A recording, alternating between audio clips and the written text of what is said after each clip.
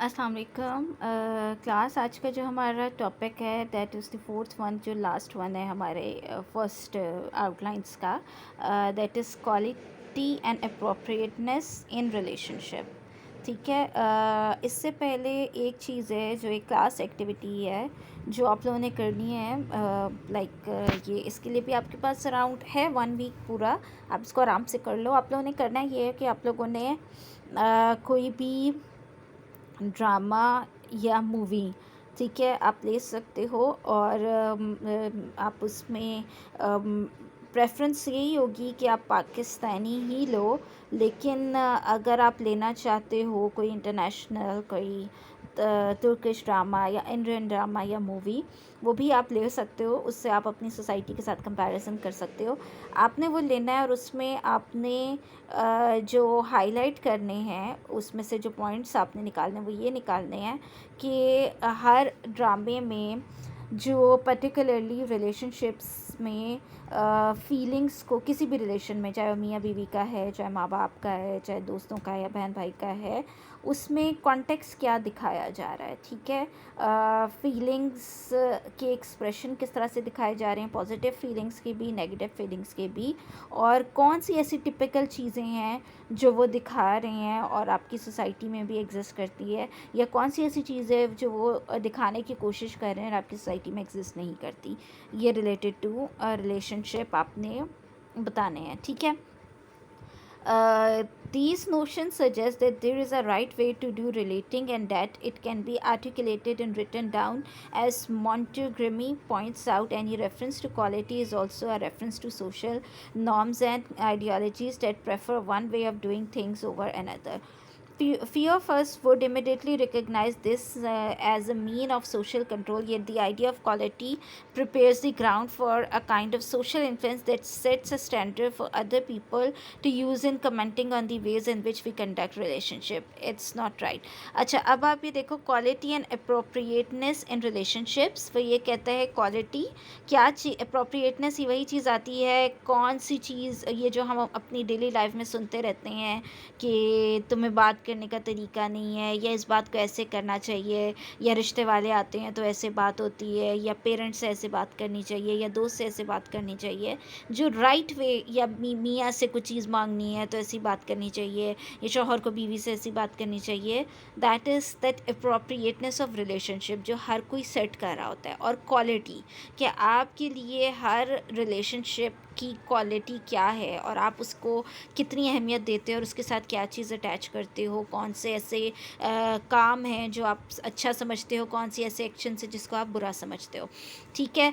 बिल्कुल यही चीज़ है जो मैंने आपको, जो एक्टिविटी स्टार्ट में कही है करना आपने, उसमें यही है कि आपने ये अप्रोप्रिएटनेस की, किस तरह की अप्रोप्रिएटनेस वो दिखाते हैं, जो एक स्टैंडर्ड बन गया हुआ है कि आपने अगर ऐसा काम किया या ऐसे एक्सप्रेस किया या ऐसे बात की तो आप एक अच्छा रिश्ता निभा रहे हो, अगर नहीं की तो आप बुरा निभा रहे हो। ठीक है। जो इसमें अब वो यही बात कहता है कि हम ये स्टैंडर्ड सेट कर देते हैं और स्टैंडर्ड को हम क्वालिटी कह रहे होते हैं, लेकिन ये सोशल कंट्रोल की भी एक ज़िम्मे में आ रही होती है। अब आप देखो, ये सोशल कंट्रोल ही है ना, कि आप देख लो, अगर फॉर एग्ज़ाम्पल हम कहें कि मैंने लास्ट टाइम जिस तरह मेरी आप लोगों से डिस्कशन भी हो रही थी, तो मैंने आप लोगों से पूछा भी कि आप अगर ये बात कह रहे हो कि हमने अपने पेरेंट्स को कन्विंस करना है, तो वो कौन सा ऐसा मीडियम होगा आप कन्विंस करोगे।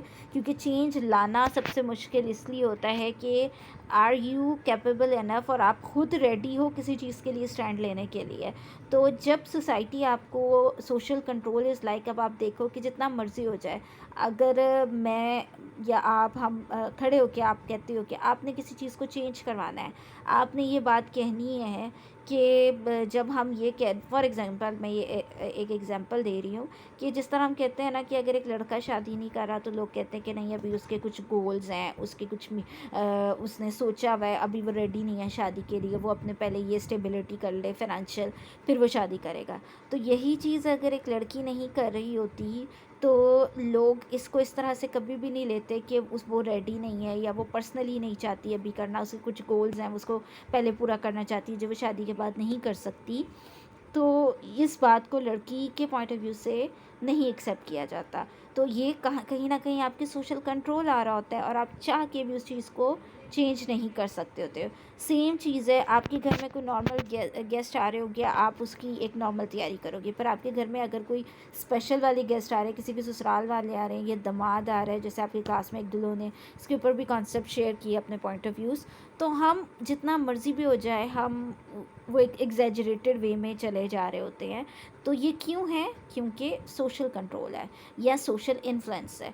सो इस टॉपिक में वो यही बात करते हैं कि वो कौन सी चीज़ें हैं जिनको हमने कंडक्ट बना दिया हुआ रिलेशनशिप का, और कहाँ से आ रही है। अब आप ये देखो, लोग, बहुत सारे ऐसे लोग हैं जो कहते हैं हमने सादगी से शादी करनी है, पर वो नहीं कर पाते, क्योंकि और फिर बाद में वो यही कह रहे होते हैं कि क्या करें, अब सोसाइटी ऐसी है, बिल्कुल कुछ ना दो तो भी लोग बोलते हैं, बिल्कुल कुछ ना करो तो भी लोग बोलते हैं।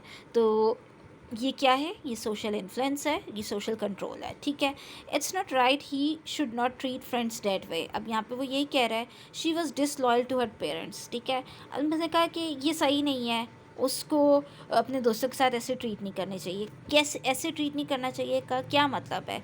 लाइक कौन सा ऐसा स्टैंडर्ड सेट किया हुआ है कि उसने अगर उस स्टैंडर्ड के अकॉर्डिंग नहीं किया तो लोगों ने उससे कहा कि वो सही ट्रीट नहीं कर रही, या she was disloyal to her parents. आपने ऐसा कौन सा एक्ट है जिस बेसिस पे आपको जज किया जाएगा कि आप ये काम करोगे तो आप लॉयल हो अपने पेरेंट्स से, आप ये काम नहीं कर रहे तो आप लॉयल नहीं हो, ठीक है। ये चीज़ें हम कहते हैं ना, he betrayed her, true friends don't do that. Comments and criticism based on social expectations are also available to every one of us as we conduct our own relationships. जब भी हम कोई रिलेशनशिप अपने निभा रहे होते हैं तो हमारे पास हमारे इर्द गिर्द सोशल एक्सपेक्टेशंस और क्रिटिसिज्म एग्जिस्ट करते हैं, ठीक है। सोशल एक्सपेक्टेशन आपकी क्या कहती है कि आप 19 साल की उम्र में शादी कर लो, और अगर आपने नहीं की तो लोग आपके बारे में बात क्या करेंगे कि आप नहीं करना चाहते, आप रिबेलियन हो, आप सोसाइटी से बाहर जा रहे हो। सोशल एक्सपेक्टेशन आपकी क्या कहती है? Graduation is enough. अब आपने ग्रेजुएशन के बाद जॉब क्यों करनी है, आपने आगे क्यों पढ़ना है, आपने बाहर क्यों पढ़ने जाना है, दैट एक्सपेक्टेशन के बियॉन्ड हो जाती है, ठीक है। सोशल एक्सपेक्टेशन इज़ कि लड़की चाहे जितनी मर्ज़ी बाहर जॉब कर रही हो, ज़िम्मेदारी उसने ही बच्चों की उठानी है, और अगर वो नहीं उठा रही तो वो एक अच्छी माँ नहीं है, और अगर बाप उठा रहा है तो वो बियॉन्ड दी वे जाके कुछ बहुत ज़्यादा अच्छा बाप है, और अगर नहीं उठा रहा तो भी वो अच्छा बाप है, उसकी ज़िम्मेदारी नहीं है। तो ये क्या है? ये एक्सपेक्टेशंस हैं जो हमने रिलेशनशिप्स के साथ अटैच किया है। I feel like hugging him but it would have looked bad. अब वही बात आती है जैसे उन्होंने कहा कि मेरा ये कुछ चीज़ें हैं ना जो हमने रिलेशनशिप्स के साथ अटैच की हैं, ठीक है। अब आप ये देखो, हमें हमारे जैसे हमारे कल्चर में हमारे कोई बड़े लोग जब आते हैं मिलते हैं तो आपके सर पे हाथ रखते हैं, ठीक है। ऐसा तो नहीं होता कि आप बहुत रेयर केस अब आप अपने कज़न से मिलते हो, आप लड़कियों से मिलते हो, फीमेल कज़न से मिलते हो, आप उन्हें हक करते हो, आप मेल कज़न से जाके तो नहीं गले मिलने लग जाते, क्यों? दैट इज़ सोशल एक्सपेक्टेशंस आ जाती है। हाँ, छोटे बहन भाई होंगे या छोटा कज़न होगा तो आप कर लोगे। The little person inside our head tell us what when we are doing something that we would find hard to justify to other people, even if that something is the conduct of personal relationships. अब यहाँ पे सबसे बड़ा जो $1,000,000 question आता है वो यही आता है, वो कहता है कि एक हमारे दिमाग में एक इंसान फ़ौरन बोलना शुरू कर देता है, हमें जस्टिफिकेशन किस तरह दोगे अपने इस एक्ट के ऊपर, ये हार्ड हो जाएगा आपके लिए, आप लोगों को कैसे समझाओगे कि ये चीज़ जो है सही है और मैं जो कर रही हूँ सही कर रही हूँ, लोग नहीं उसको एक्सेप्ट करेंगे तो ऐसा ना करो। इवन अगर आपके अपने पर्सनल रिलेशनशिप्स में भी है, जैसे फॉर एग्ज़ाम्पल हम कहते हैं कि बहनों से पहले भाई शादी कर लेता है, that is his personal relationship. अगर उसकी बहनों को कोई इशू नहीं है, उसके माँ बाप को कोई इशू नहीं है, माइट भी कोई बड़ी वजह रही हो जिस वजह से वो कर ले रहा है, तो वो ना करने पे क्यों मजबूर होता है? क्योंकि उसके ऊपर सबसे ज़्यादा ज़िम्मेदारी आएगी कि लोग क्या कहेंगे, उसके माँ बाप के ऊपर ज़िम्मेदारी आएगी कि लोग कहेंगे कि देखो बेटे की कर दी, बेटियों की नहीं सोच रहे। ये सारी जस्टिफिकेशन हम नहीं दे सकेंगे, इसलिए हम कोई काम नहीं करते, ठीक है। These feelings arise because sociological context, structural factor, and social forces are ever present in which we decide what is appropriate in human relationship. ये सब क्यों होता है, ये फीलिंग हमारे अंदर क्यों आती है? क्योंकि sociological context, structural factor, social forces हमेशा हमारे इर्द गिर्द एग्जिस्ट करते रहते हैं, जो हमें बता रहे होते हैं कि ये अप्रोप्रिएट है, ये नहीं अप्रोप्रिएट है. Politeness rules encourage us often to conceal our true emotions in public. Be nice even if you don't really feel it. We may exaggerate or misrepresent expression of our interest in someone or our relationship feelings about them, as when we smile at boring stranger at party or kiss embarrassing relatives at family gatherings. Furthermore, even the highly positive expression I love you can be judged inappropriate if it comes from the wrong person or at the wrong time. Thus it is clear that having or expressing emotions. अच्छा, अब यहाँ पे ये देख लो, वो यही बात करता है कि पोलाइटनेस को समझा जाता है कि एक सबसे अच्छा एक्ट है कि आप एक अच्छा रिलेशन आप तभी निभा सकते हैं जब आप पोलाइट हो. अब आपको पब्लिक में अच्छे से ही बिहेव करना है, चाहे आपका ना भी दिल कर रहा हो. ठीक है, आपको गुस्सा आया हुआ है, आपका मूड ठीक नहीं है, आप अंदर से टूटे हुए हो, आप डिप्रेशन का शिकार हो, आप स्ट्रेस का शिकार हो, लेकिन आपके पेरेंट्स कहते हैं कि आपने बुरा नहीं शो करना, मेहमानों के सामने आना ही आना है, बैठना ही बैठना है, चाहे आपका दिल करे या ना करे.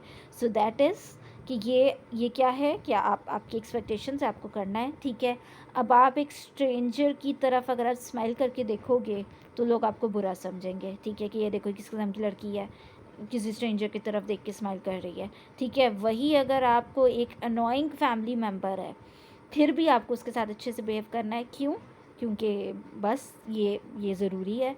ठीक है, सेम आगे वो कहता है कि अगर कोई अच्छा इंसान जिसको आप खुद पसंद करते हो वो आपको आई लव यू कहेगा, आपको अच्छा लगेगा. अगर ऐसा इंसान है जिसे आप नहीं पसंद करते या टाइमिंग गलत है तो बुरा लगेगा. ठीक है, thus it is clear that having or expressing emotions not all that we need to understand in learning about human relationships. We need to think more about context and what limits the social legitimacy of indicating emotions in public places. Is it okay to hold hands in the street? Not in China. अच्छा, अब वो ये कहता है कि emotions को समझना और लर्न करना ही काफ़ी नहीं होता रिलेशनशिप में.